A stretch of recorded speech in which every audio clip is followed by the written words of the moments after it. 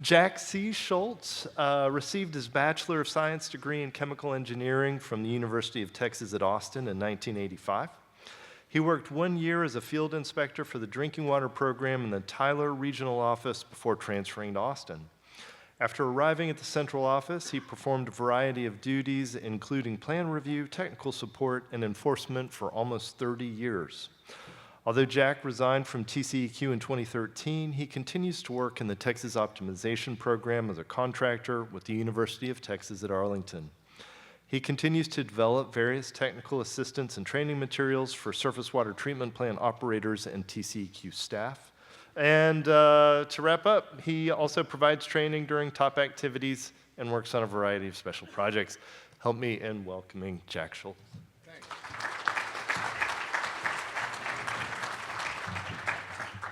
Let me go ahead and get started. The take-home message today is pretty straightforward.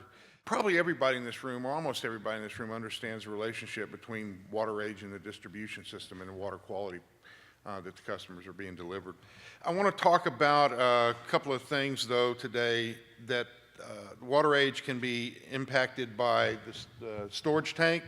Operating levels can be impacted by the design of the storage tank. The hydraulic capacity of the distribution system, basically how large the lines are, how far out the lines reach, and the effectiveness of the disinfection flushing program, this distribution system flushing program. And we don't think about it much, but it's also impacted by the water usage patterns. There are parts of Texas where like snowbirds come in, or part of Texas where on the weekends, man, the population's huge, and during the week it's just almost nobody, a few residents, but they're vacation kind of systems. And all of those water usage patterns have an impact on the water age in the distribution system as well. Excessive water age in the storage or distribution can result in, as you guys all know, lower disinfectant residuals. As the water ages, DBP levels continue to rise. Depending on the disinfectant that you're using, they rise slowly or they rise rapidly. But they always rise as water goes through the distribution system, at least on the regulated DBPs. Some of the DBPs decay, but most of the regulated DBPs just keep going up. As the residual declines in the distribution system due to excessive water age, biofilm formation increases. There is less suppression of the biofilm, the normal bacteria that grow in the distribution lines. And the most important to you guys probably is the number of customer complaints that you get. If water quality is not stable, at least locally at the residence, it can change over the course of the distribution system, but folks that live in one part of the system tend to expect that water quality in that part of the system to remain fairly stable. If it changes because the water age in that part of the system is getting older, the customers notice that and then they give you a call. Excessive water age in the storage tank is typically caused by the tank designs that don't facilitate mixing of the water as the water enters and remains in the tank, and poor operational practices. So let me talk about design of the inlet and outlet conditions. In this design right here, water comes in to the top of the tank through either an internal or in this case an external riser, and it goes out the bottom of the tank.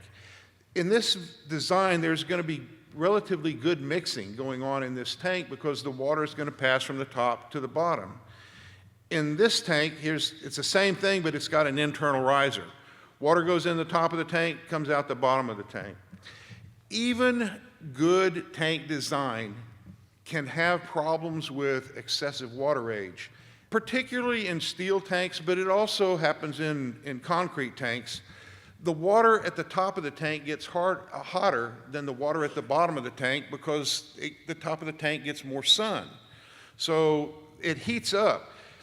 The hot water tends to rise to the top of the tank, so even if you fill the tank from the top, that cold water enters the top of the tank and then sinks to the bottom. Alicia Deal has told me that temperature variations as little as 2 degrees can result in water stratification in the tank. The water at the bottom is typically the fresh water that's come in and sunk to the bottom of the tank. The water at the top, it gets old and stays at the top of the darn tank. Okay? Does that make sense? Okay, excellent. All right, there are some other less desirable design configurations that result in last in, first out. The water that comes in the tank most recently is the water that tends to leave the tank the soonest. One design is this design here where water comes in one side of the tank at the bottom and enters the other side of the tank at the bottom. The thermal stratification can be a significant problem in this tank. Now there is a way to kind of fix this problem, and that's to install a baffle wall. Put a baffle wall in, it forces the water that enters the bottom on one side of the tank to go over, up into the top of the tank, and then back down the, I mean, there are baffle walls that go round and round, but most of them, you go up and you go over, you go up and you go over, and you get baffles and you get good mixing in that tank, and it kind of maintains an average water age in that tank that's more consistent. It doesn't really change the average tank, the residence time in the tank. It just means that all of the water tends to be the same age. If you have a bottom inlet and a bottom outlet without a baffle wall in it, the average age stays pretty much the same in the tank. It's just that the water in the top is really, really old, and the water at the bottom is really, really new. But the average age is about the same, right? So this other tank here is really a kind of a bad design in terms of storage, because the fresh water comes in and forms kind of a bubble at the bottom of the tank. And the same line that fills the tank drains the tank. And so it's the very freshest water that comes in, it's the first water that leaves. All the other water just sits in that tank and remains stagnant. Now, there's a way, even in this tank, oh, by the way, for you surface water treatment plant operators, this tank right here would get no CT credit, no contact time credit at all, because there would be just almost no time between the time the water enters the tank and the time that it leaves the tank, as it rises and falls. Fresh water in, last in, first out. You lose a lot of contact time credit for disinfection inactivation, pathogen inactivation. So there are a couple of ways to deal with that, and most of them involved in enhanced mixing inside the tank. There are two ways to do it. You can do air or you can do mechanical mixers. The other way you can do it is to create a turbulent velocity jet in the tank as the water enters the tank that stirs the tank with the energy that you're shoving into as the water flows into the tank. The velocity of the water entering the tank is a function of how well the mixing occurs, is a function of the temperature of the water and the diameter of the tank. And so this has an example of, hey, I need my influent flow rate divided by the tank diameter to be greater than 11.5 if the temperature is high. If the temperature is low, you can get a larger diameter tank for that same velocity in. Why? Because I have no stratification going on in that tank, thermal stratification going on in that tank, because the water temperature is cold. Okay? So here's an example of an air bubbler. Okay? Here's a tank, inlet and out. I mean, I don't show the inlets and outlets. So here's the air supply. Air comes in, bubbles up through these injectors. It causes the water in the bottom of the tank to rise to the top, even if it's cooler. And as the water rises in the tank, it forces the water at the top of the tank to circulate back down to the bottom of the tank.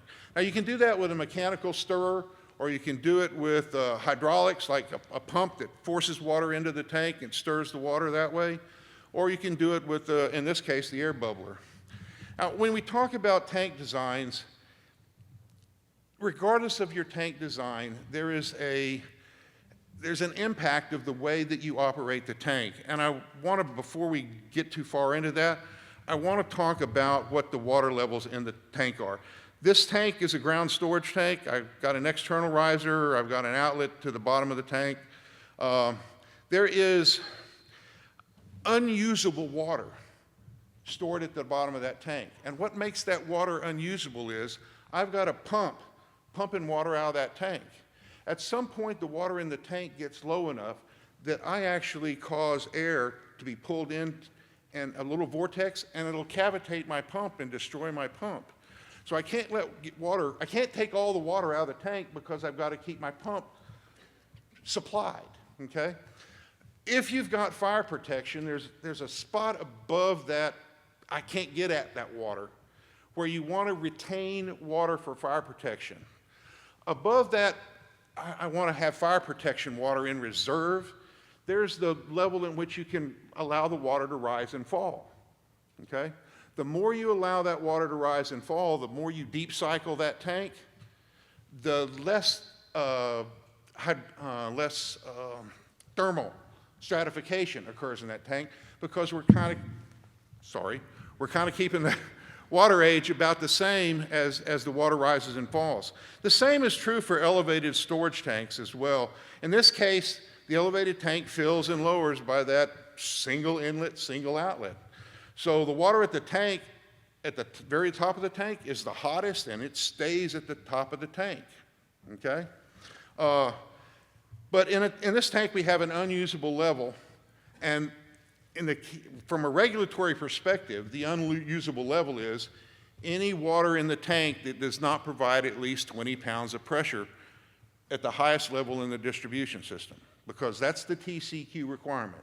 If you can't maintain 20 psi in that tank, the water in that tank can't maintain 20 psi, it's not good for pressure maintenance, because there's no pump at the bottom of it to push the water out and raise the pressure.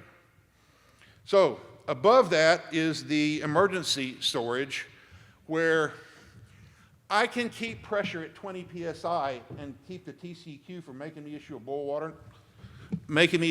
water notice, but it's not at the level that will maintain the 35 psi that TCQ requires. Now this emergency storage, that volume of water is not, from a regulatory perspective, it's always based at 35 psi. But if your customers are used to a 45 psi pressure, that number for your system may be the water elevation at 45 psi. Means whatever your system is designed to operate at, the pressure range that you're designed to operate at, that allows you to draw down the water at the top of that tank. Just like in ground storage tanks, there's an emergency fire reserve you don't want to get into if you're providing fire protection. You don't want to tap into that water for your fire protection unless you have to. But you can draw that tank down all the way down to that 35 psi, or what your number is, water elevation, and deep cycle that tank to take some of the hot water at the top of the tank down and try to get it out and refill that tank with fresh water, okay? Now, personally, I've seen some elevated storage tanks that have these air mixers inside the tank, because even though I'm deep cycling the tank, I may still have thermal stratification in my elevated storage tank, and I need to stir that water.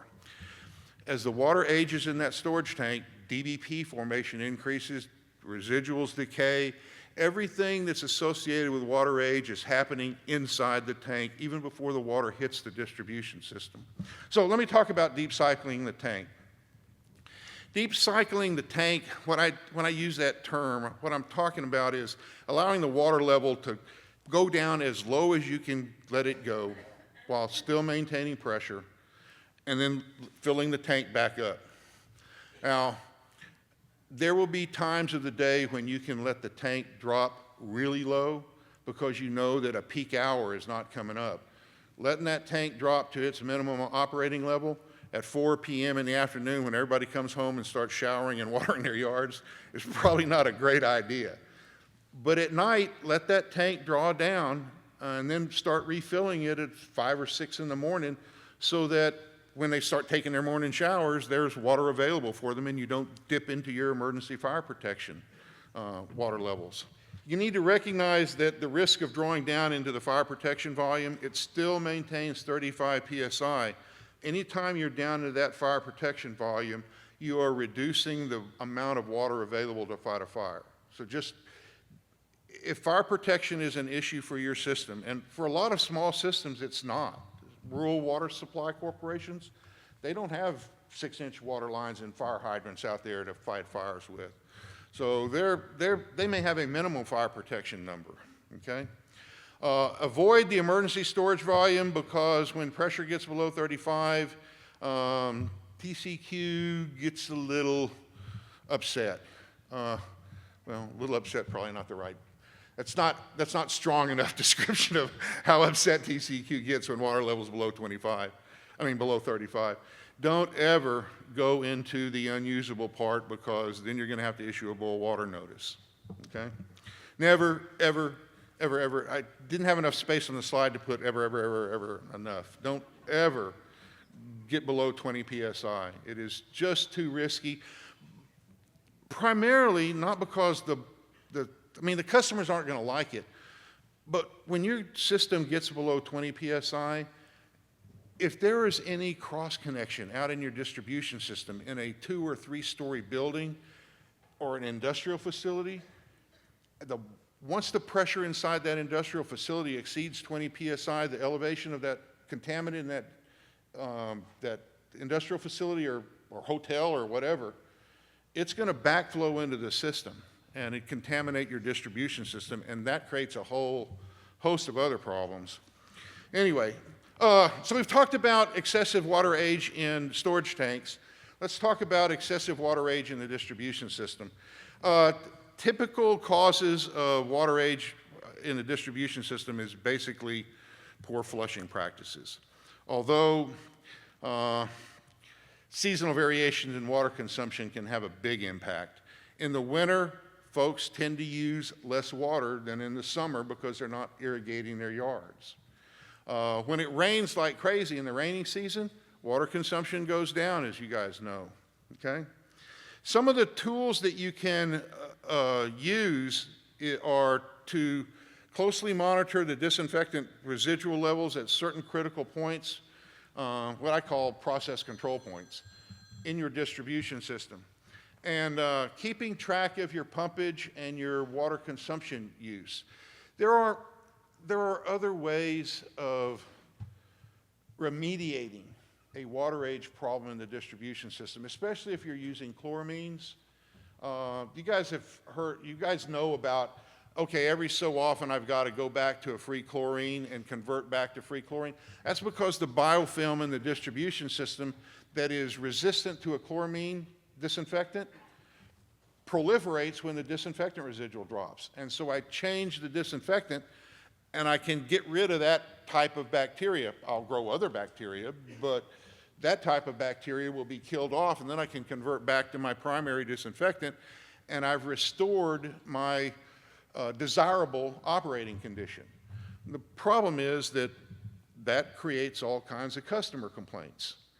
You need to be sure that if you're going to do a conversion back to free chlorine from chloramines, you let TCQ know, because free chlorine forms a whole lot more disinfection byproducts than chloramine, and you don't want your sampler coming out and pulling your quarterly sample for disinfection byproducts during a period when you're on a free chlorine conversion, which I'm so old if I use the word burn, that's what I'm talking about. This is the free chlorine conversion.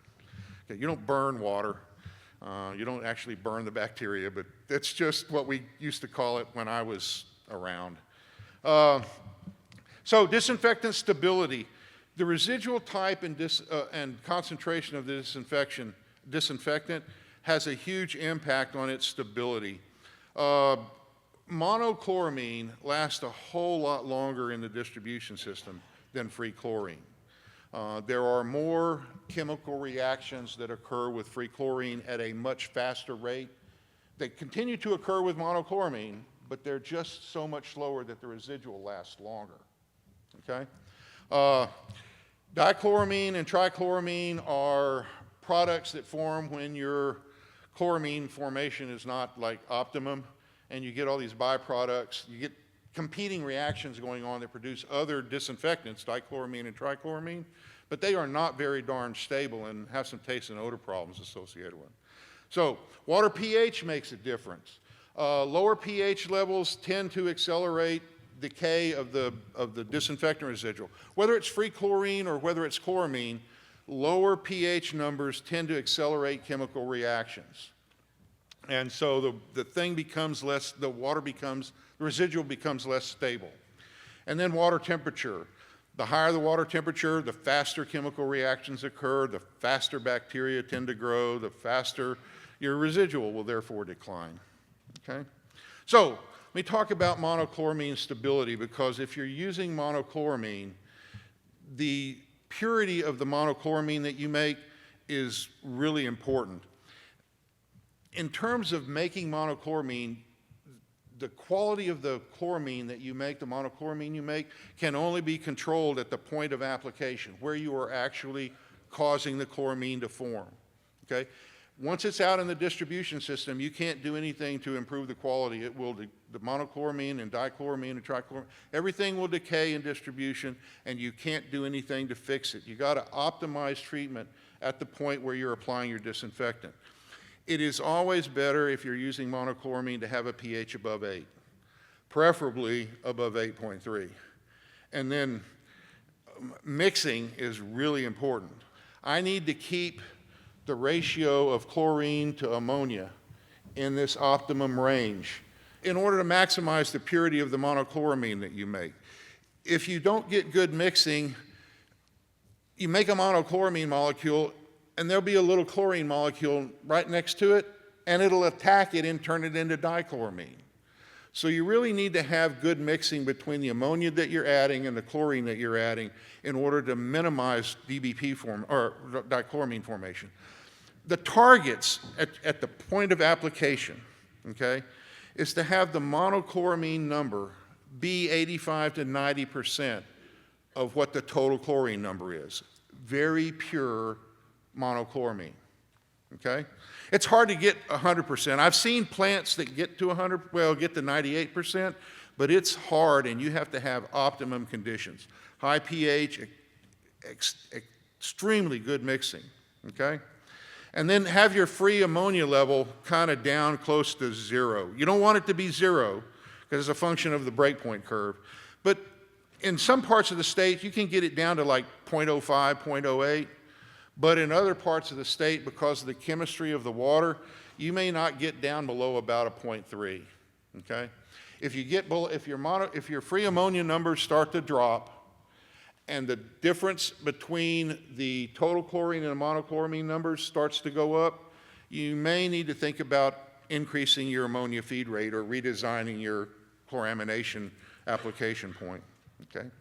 The other way is unidirectional flushing, and unidirectional flushing helps reduce the water age in all areas of the distribution system by preventing the old water that's in one part of the system just can recirculating around, okay?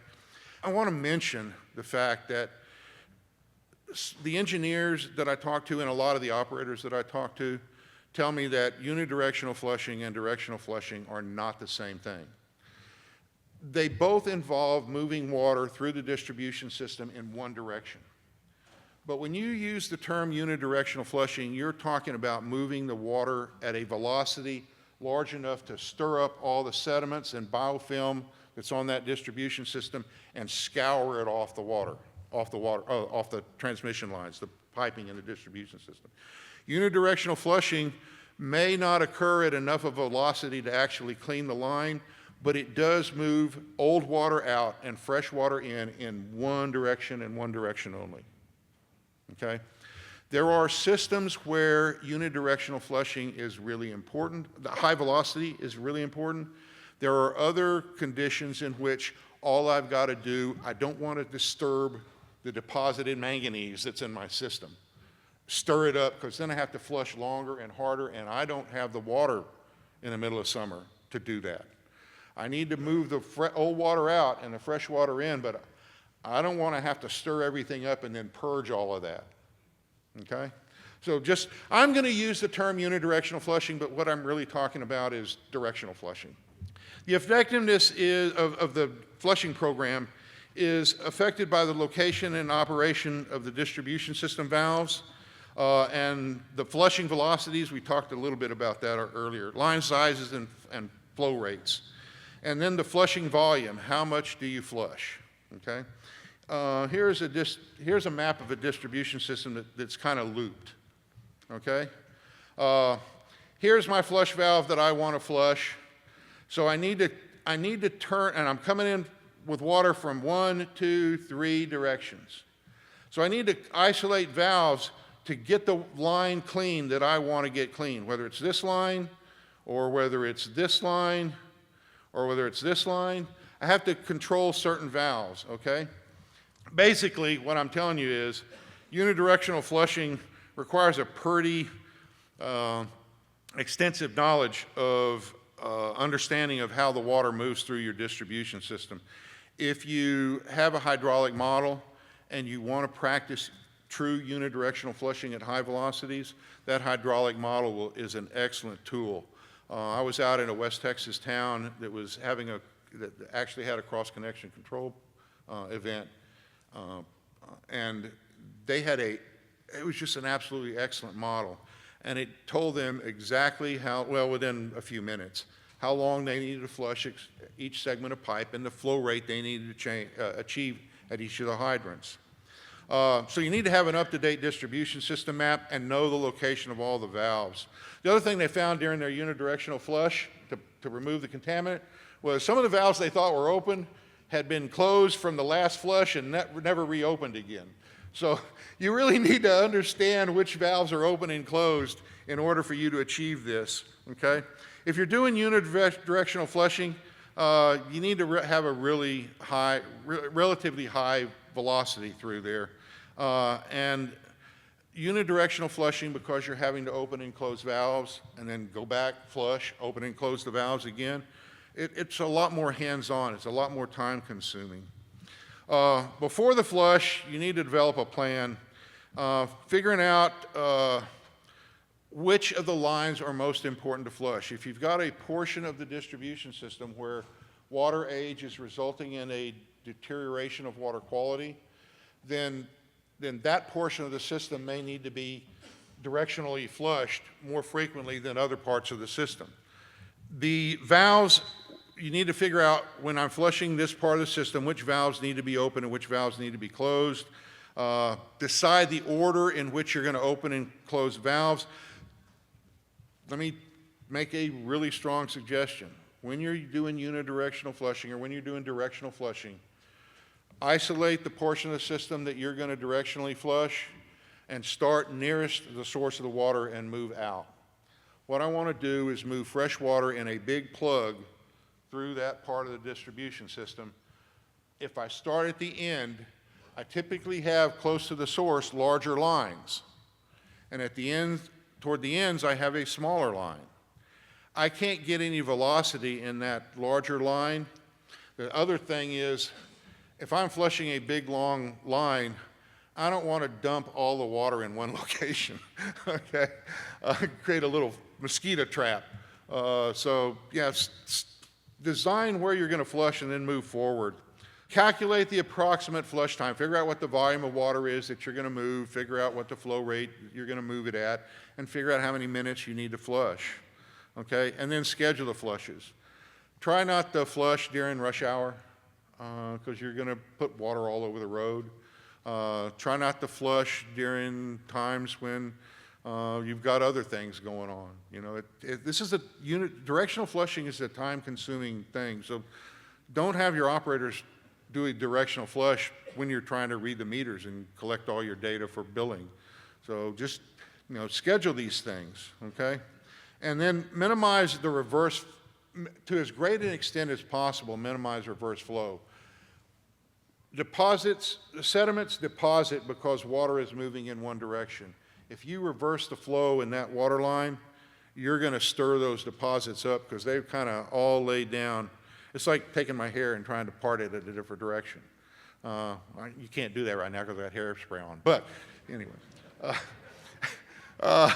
It's just you need to try to keep your water moving in one direction all the time, even when you're doing directional flushing, okay? Execution during the flush, use the opportunity to deep cycle your tanks. Start with a full tank. Don't keep refilling the darn tank. Let that tank draw down during the unidirectional flush, which is another point of timing it. Don't do unidirectional flushing at 3 in the afternoon when you know that you're going to need a full tank to get you from 5 to 7, okay? Just plan this booger out, okay? Collect data. What's the starting and ending times? What was the flow rate? How much water did I use to flush? What was the disinfectant residual before and after the flush? And just collect a whole bunch of data, okay? If you can, unidirectional flushing, a scouring velocity is 5 feet per second in the pipe, okay? You're going to scour pretty much if the water's moving 5 feet every second, okay? Don't try to achieve that unless you're going to scour the pipe and purge all that sediment. Because if you scour the pipe and disturb it, your customer is going to drink it and they're not going to be happy, okay? Seasonal usage, there is data that you collect at the source, which is what was my peak day, what's my average day, how many gallons per minute or MGD am I pumping during this peak 2-hour or 1-hour window, you know? I mean, what's my peak usage rate, okay? But the other piece of data you need to collect and analyze is your billing data. What parts of the distribution system are using substantially less water than other parts of your distribution system? Because it's those parts where water age is going to become more of a prevalent problem than in the high use areas. Does that make sense?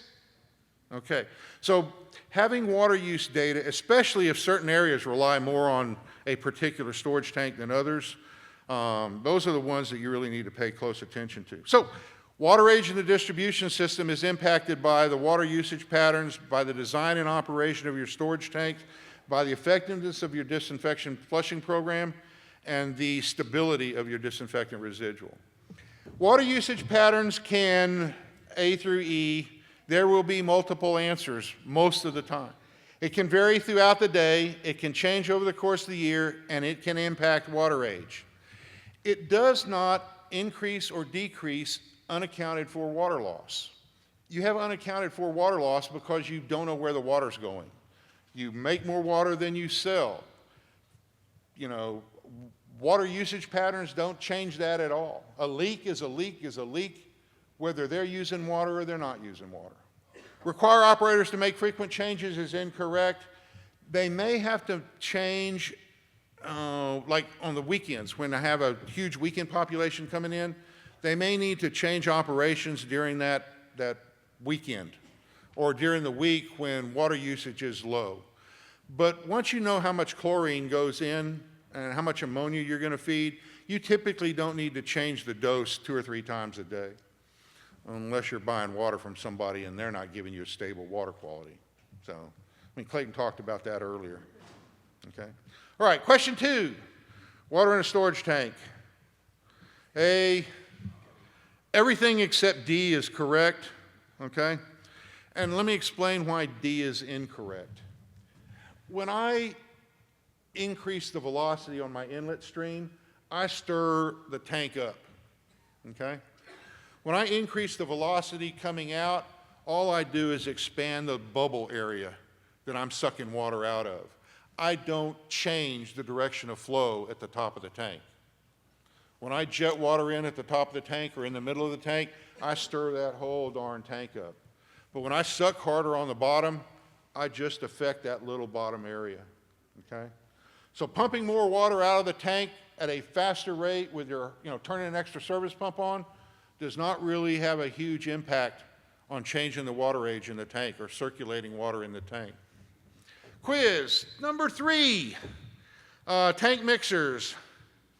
They can reduce the maximum time the water spends in the storage tank, and they can reduce disinfection byproduct levels. The disinfection byproduct levels increase as water ages. If I reduce the maximum amount of time in that tank through use of a mixer, I reduce DBP formation. Some species of DBPs actually can be purged. Chloroform, for example. I can lower my chloroform levels in my THM by bubbling air in the bottom, because chloroform is volatile, it will come out.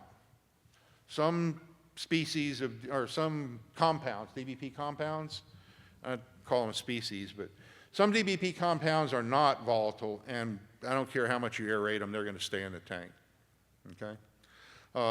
But if they don't, mixers, mechanical or air, they don't really change the average time. They just compress the difference between minimum and maximum time, okay? The average pretty much stays the same. They don't increase the potential for thermal stratification, they actually decrease it. Because as the hot water in the tank gets forced into a circular pattern, it goes down the bottom and the average temperature in the tank tends to remain more uniform. Does that make sense? Okay. Mixers are good. I like mixers. Okay. And they do not increase biofilm formation inside the tank.